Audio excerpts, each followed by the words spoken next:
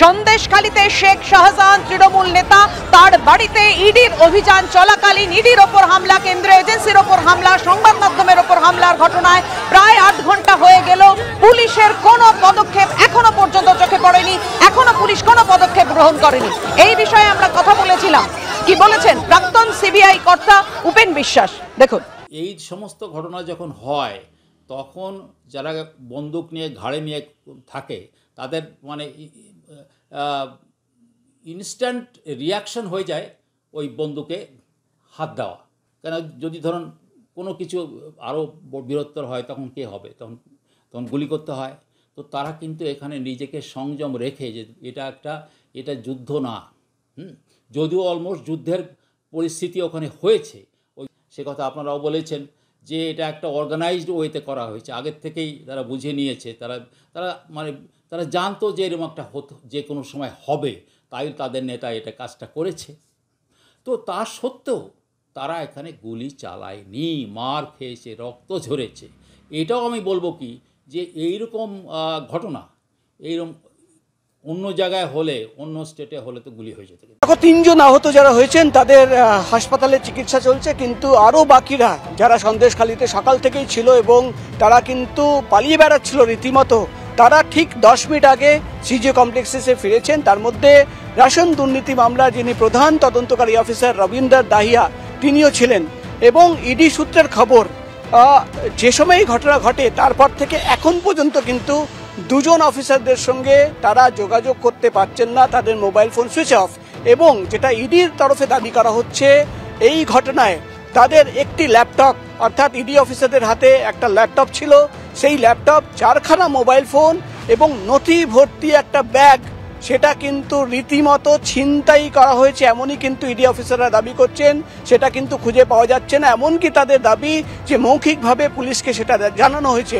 এবার প্রশ্ন হচ্ছে যে তাদের পরবর্তী পদক্ষেপ কি হবে। ইডি সূত্রের খবর, তারা আইনি পরামর্শ নিচ্ছে। তারা কি অফিসিয়ালি কমপ্লেন করবে, নাকি আদালতে দ্বারস্থ হবে, নাকি যে কোর্টেই মামলা রয়েছে হাইকোর্টে, কোর্টের নজরদারিতে, এবং সেই কোর্টকে তারা জানাবে, এটাই কিন্তু এখন সবচেয়ে বড় প্রশ্ন। কিন্তু ইডি আধিকারিকরা যে প্রশ্ন, তুমি জানো অতনু যে কথা বলছিল, ইডি আধিকারিকরা কিন্তু একই প্রশ্ন তুলছেন। তাদের এটা ভাবাচ্ছে যে এমন কি ছিল শেখ শাহজাহানের বাড়িতে যেটা গোপন করার জন্য, লুকোনোর জন্য এই ভয়ঙ্কর ঘটনা ঘটানো হলো। তুমি দেখতে পাচ্ছ আমার পিছনে সেই শেখ শাহজাহান মার্কেট, যেখানে কিন্তু তৃণমূলের তরফ থেকে আজকে একটি প্রতিবাদ মিছিল করা হবে, এমনটাই কিন্তু আমরা জানা যাচ্ছে। মূলত শেখ শাহজাহান তার যারা অনুগামীরা রয়েছেন তারাই কিন্তু প্রতিবাদ মিছিল করবেন এবং সেই প্রতিবাদ মিছিলে সামিল হবেন। তাদের যেটা বক্তব্য, যে ভোরবেলায় যেভাবে কেন্দ্রীয় এজেন্সি শেখ শাহজাহানের বাড়িতে এসেছে তল্লাশি চালানোর জন্য, সেটা কিন্তু তারা কোনোভাবে ভালোভাবে নেননি।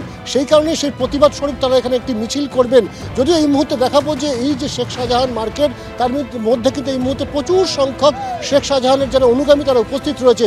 অন্যদিকে পুলিশের নিরাপত্তাও কিন্তু এখানে বাড়ানো হয়েছে। তোমাকে দেখাবো যে প্রচুর পরিমাণে সশস্ত্র পুলিশ এখানে মোতায়েন করা হয়েছে, গাড়ি পুলিশ আনা হয়েছে, এবং প্রত্যেককে এই এলাকায় যাতে আইন শৃঙ্খলা পরিস্থিতি যাতে কোনো অবনতি না হয় সেটা সুনিশ্চিত করা হচ্ছে বসিরহাট জেলা পুলিশের তরফ থেকে। স্বাভাবিকভাবে এই গ্রাউন্ড জিরোতে আমরা রয়েছি, যেখানে কিন্তু এই যে শেখ শাহজাহান মার্কেট, তার ঠিক পেছন দিকটাতেই কিন্তু হচ্ছে শেখ শাহজাহানের বাড়ি, অর্থাৎ যেটা কিনা একদম 0 পয়েন্ট বলা চলে, যেখানে কিন্তু আজকে ঘটনা ঘটেছিল সকালবেলায়। তুমি জানো যে 7টার কিছু পরে সেখানে কেন্দ্রীয় এজেন্সির টিম আসে এবং সেই কেন্দ্রীয় এজেন্সি আধিকারিকরা সিআরপিএফ জওয়ানদেরকে নিয়ে কিন্তু পৌঁছে যায় শেখ শাহজাহানের বাড়িতে। এবং তারপর শেখ শাহজাহানের যারা অনুগামী গ্রামবাসী যারা ছিলেন তারা কিন্তু কার্যত ঘিরে ধরেন তাদেরকে, এমনকি তাদেরকে হেনস্থা করা হয়, এমনটাই কিন্তু অভিযোগ। রক্ত ঝরেছে, সংবাদ মাধ্যমের উপরে গাড়ি ভাঙচুর হয়েছে, এমনটাও আমরা ছবিতে দেখতে পেয়েছি। স্বাভাবিকভাবেই এলাকায় যথেষ্ট উত্তেজনা রয়েছে, কিন্তু যেভাবে শেখ শাহজাহানের বাড়িতে কেন্দ্রীয় আধিকারিকরা, আক্রান্ত সিআরপিএফ, আক্রান্ত সংবাদ মাধ্যম, কিন্তু 8 ঘন্টার বেশি সময় হয়ে গেল, এখনো পর্যন্ত কোনো পদক্ষেপ নিতে দেখা যায়নি পুলিশকে, যদিও এখন মোতায়েন রয়েছে সন্দেশখালীতে পুলিশ।